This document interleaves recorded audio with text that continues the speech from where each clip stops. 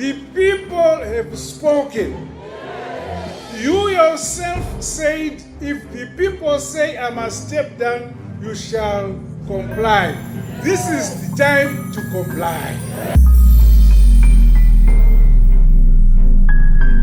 Ladies and gentlemen, in the past few weeks, Zimbabwe has been going through what we may call a spirit of revolution.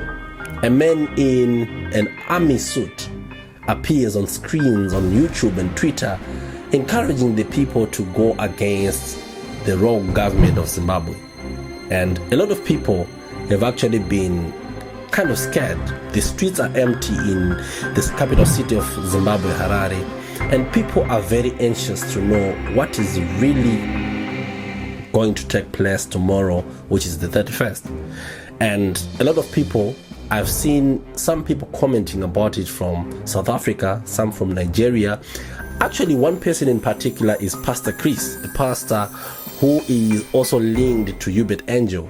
I mean, Hubert Angel is not a stranger to drama. If you think that you have heard anything that is absurd, you should listen to the warning that was given by Pastor Chris against protest or an uprising against the government. Where have they been? Those who are making broadcasts into the country, where have they been? Why do they want to topple the government now? Because they can't come into office in the right way. So what they want to do is topple the government. But it's not going to be peaceful.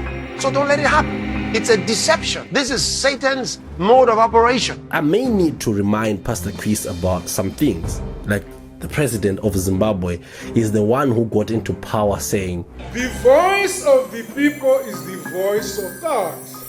The voice of the people is the voice of God, which basically means that if the people want to protest, you have to let God speak. Isn't it? I mean, you're a man of God yourself. I mean, you claim to be a man of God. So let the people speak, because everyone deserves the chance to speak about the whereabouts about his country. And for a long time, Zimbabweans have been shut their mouth because the president does not want to hear anyone who says anything about the corruption in the country. And if you are from any other country watching this video, you think that your country is corrupt, man, you have no idea about how Zimbabwe, an entire plane disappeared, completely unaccounted for. A plane. That's just the tip of the iceberg when it comes to Zimbabwe's corruption. So when people are protesting against the government, people are not hating the government. People are disillusioned because of the whereabouts of the government. Now, I want to take you through things that people have endured through Emmerson Mnangagwa's government. Now, number one was during the COVID-19 pandemic. It's just one of them. Now, do you remember a minister called Obadiah Moyo who was caught awarding 60 million contract to a shady company, a company that was supposed to provide medical supplies? The supplies were overpriced and they never actually got delivered. Now, you realize that probably for the face of the people, back in the days, when Mnangagwa came into power, he was hiding things and sometimes he did some bit of action. Now he's going raw. He doesn't even care. He would just straight up do something that you would never ever imagine. Do you remember that he also relieved the vice president, Kembo Mohadi, who was in a scandal of bedding young girls? And then on his second term, he awarded him vice presidency again, because there's no shame in this government. Now you have to understand that in this scandal of 60 million, the government went on to dismiss Obadiah Moyo. But here's the catch. No one actually served time or went to prison. Just a simple dismissal, probably with a fat check. Now, another company was called Papi Pharma LLC. It was also involved in securing a $15 million deal under highly questionable circumstances. Now, the biggest question that I would have is, I just want to ask those who are commenting about the situation in Zimbabwe, what could have been done with that money? With $60 million, Zimbabwe could have built at least 3 fully equipped district hospitals, or maybe to convert that into a rural health clinic that would be like 10. But the money disappeared and went into the elite's pockets. They bought houses in Malaysia and Dubai because you don't care. Now, in 2022, the Auditor General's report dropped a bombshell. Zimbabwe had an entire airplane missing from the National Registry. Just gone. No records, no paper trail.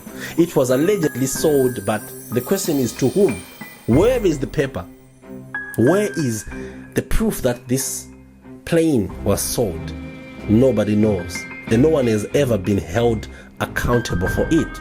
Now the question is, what could Zimbabwe have done with this money from a sold airplane? I mean, the single commercial aircraft, I searched it up, it cost something like 30 million or more. Money that could have fully equipped several hospitals with ICU beds, surgical units, and radiology departments. Now, number 3 is not a stranger to everyone. We can't talk about corruption in Zimbabwe without mentioning the Gold Mafia, a network of politically connected elites accused of smuggling billions of dollars worth of gold out of Zimbabwe. A 2023 Al Jazeera investigation exposed how gold smugglers, including Henrietta Rushwaya, Ubit Angel, and Kudakwashi Tagwirei, were using state connections to bypass, the airports, and also banks and banking restrictions that have put them under sanctions. I mean, some of them.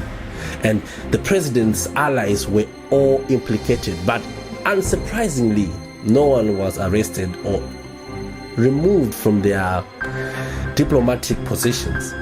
Now, what could have been done with that money? I mean, Zimbabwe loses an estimate of 1.5 billion US dollars annually to gold smuggling. Now, that's enough to build a fully equipped, 50 or more major hospitals, making healthcare accessible to millions, and obviously giving nurses who are jumping to the UK jobs. Just think of it.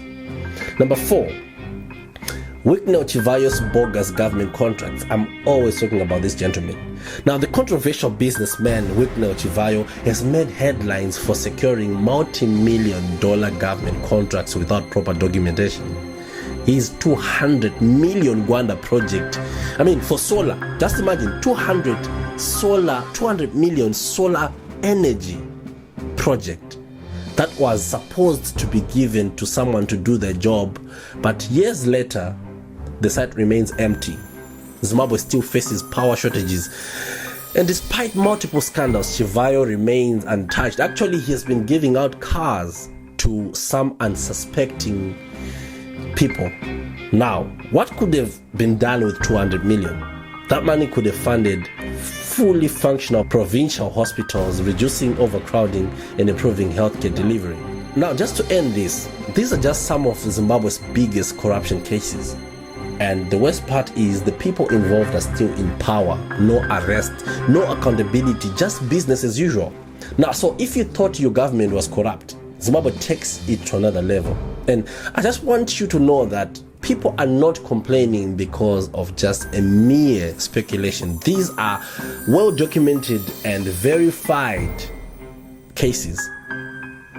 And the government keeps smiling and telling you to keep quiet over what's going on or what's wrong with the country. Now, you tell me if you're coming from any other country, or if you are Zimbabwean, tell me what you think about these cases, and tell me if people are not justified with how they react. Until next time.